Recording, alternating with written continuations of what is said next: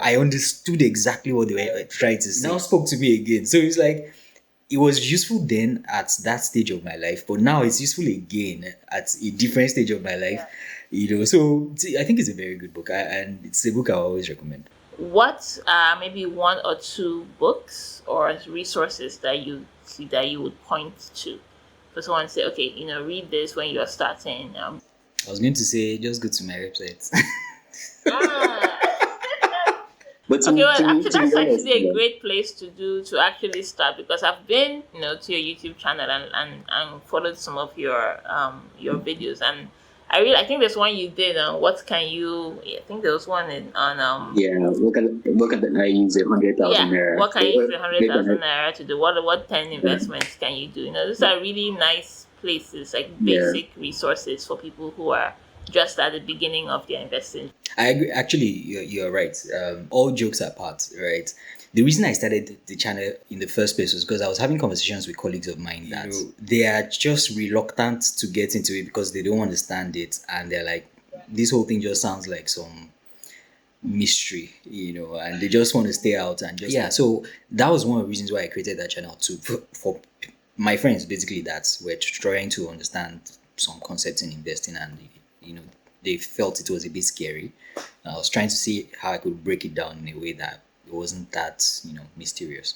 But in terms of the books that have helped me, there was a book I'd read then, I read again just recently. It's called The Richest Man in Babylon.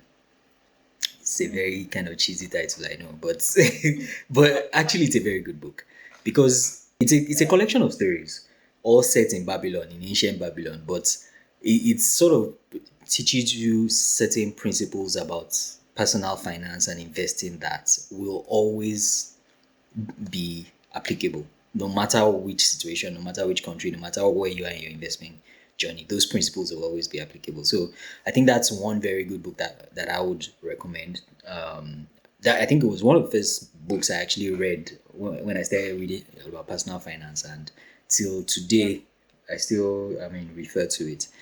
Another one that I would recommend. It's almost like cheating actually if I recommend this book, but it works.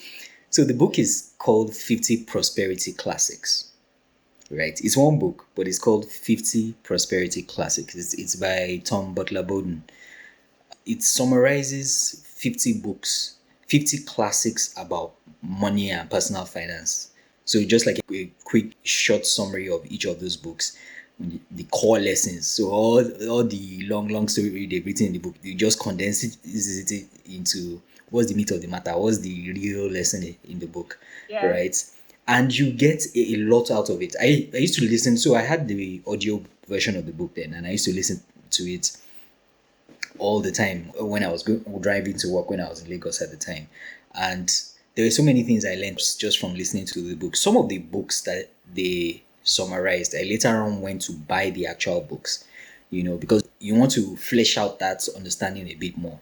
But at least it gives you somewhere to start from. And it's a very, very, the summaries are really good. Like, even if you don't buy the books, just listening to those summaries or reading those summaries helps you to get an understanding of it. And they broke it into three levels: how to get money, right? So if you are just starting and you're trying to make money, so how to make money, how to invest it, and if you want to give it away, like for you know old people that have made it and now have billions.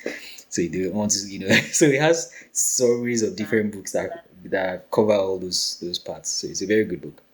So I would recommend those two books, and I recommend my YouTube channel. So your YouTube yeah. channel, The Richest Man in Babylon, and 50 Prosperity Classics. Prosperity classics. Yeah. Excellent. Awesome. Thank you for that. And so what is your favorite personal finance book besides your YouTube channel? It's probably still The Richest Man in Babylon because I enjoyed the story. So, Richest Man in Babylon, I think I'd read it. I read it when I first read it when I was in university in my final year. Then I read it again when I was 7. And 7? serving, sorry, say 7, Oh, wait. like NYC, not 7 years Okay, old. what you were doing anyway. Yeah. I was like, wait, what? No. When I was 7, I was reading. What was I reading? I was reading. Famous Five, and Famous Chronicles of Narnia. No, no, I read it when I was 7, when I was doing my NYC. But since then, I don't think I had read the book again until this year. So I read it again this year, and the first time I read it, the first part of the book more or less blew my mind. It was like these were new concepts to me. I was so excited to learn it and all that. But when I now read it again this year, it was other parts of the book that now occurred to me, because I now understood things like there were stories in there that were sort of like allegories for 9 to 5 work, but I didn't pick it then the first time I read it because I hadn't experienced 9 to 5 like I have.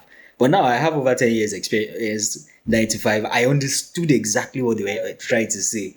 When I now read those parts again, it now spoke to me again. So it's like it was useful then at that stage of my life, but now it's useful again at a different stage of my life. So I think it's a very good book, and it's a book I always recommend. And it's interesting too, because the stories they're nice stories. Like, they're not just talking about money. You are curious to see what happens to different characters and all that.